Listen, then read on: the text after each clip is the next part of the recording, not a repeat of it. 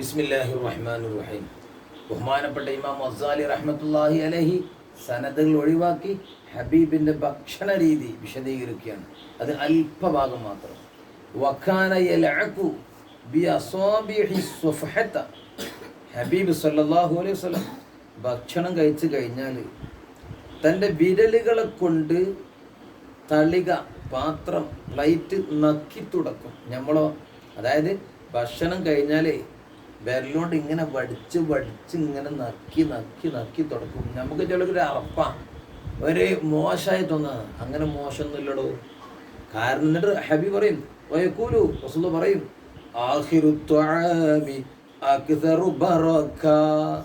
ഭക്ഷണത്തിൽ അവസാനത്തത് ബറക്കത്താൽ വർദ്ധിച്ചതാണ്. മോനെ ഭക്ഷണം കഴിക്കുമ്പോൾ ഒക്കെ തുടച്ചെടുക്കണം, ഒരു വറ്റുണ്ടാകാൻ പാടില്ല. മനസ്സിലല്ലേ? പ്ലേറ്റ് അല്ലോ എന്താണ് വടിച്ച് വിരലിങ്ങനെ ചെയ്യുമ്പോൾ ഇങ്ങനെയായിരുന്നു ഹമാര നബി സല്ലല്ലാഹു അലൈഹി വസല്ലം. പിന്നെ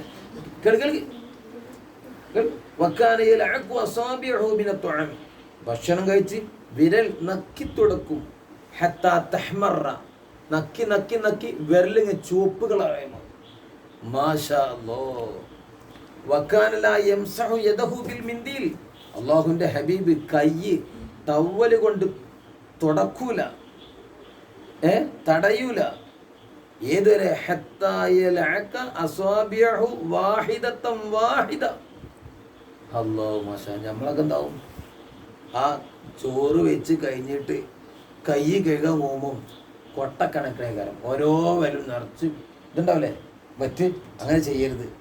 എല്ലാം നക്കി തുടച്ച് അതിൽ മോശമൊന്നുമില്ല. നമ്മളെ നേതാവ് അങ്ങനെയായിരുന്നു.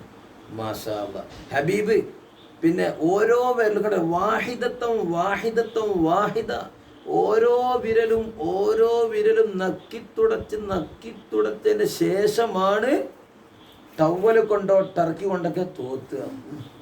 എന്നിട്ട് പറയും, ഇന്നഹു ലാ യുദ്റാ ഫി അയ്യി ത്വഅമിൽ ബറക. ഭക്ഷണത്തിൽ ഏതിലാണ്